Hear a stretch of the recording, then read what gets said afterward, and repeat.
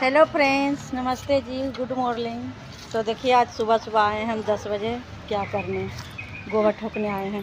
तो देखिए कल इतना ठोके थे, इतना कल वहाँ लेकर नहीं आए थे। हाँ भुइया में इतना ठोके हैं गोईठा।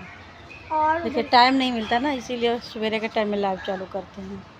देखिए गोबर ठोके हैं, मम्मी जी ठोकेंगे, हम सानेंगे, लोया करके देंगे। और देखिए आज इतना गोबर ठोकना है। हटना रे पागल। ये देखिए मेहंदी का पेड़ है, मम्मी जी रोपी हैं मेहंदी का पेड़। और इधर ना नींबू का पेड़ रोपे हैं बड़का। देखो गोबर है, इतना सारा गोबर आज ठोकना है।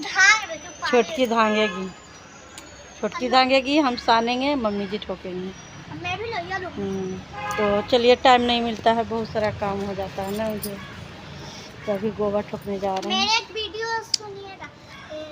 मेरी लाइव चलती है शाम को 7:30 बजे से 9:30 बजे तक, आप लोग आना। तो बाय। मेरा वीडियो को सब शेयर करिएगा, सुनिए। हाँ, छोटकी भी गीत गाई है आज, इसका भी वीडियो देख के लाइक कीजिएगा सब लोग, बताना कैसे गीत गाती है। अच्छा देखो छोटकी गोबर सान रही है, कितना सारा गोबर है ना। तो चलो सभी को बाय बोलो, बाय।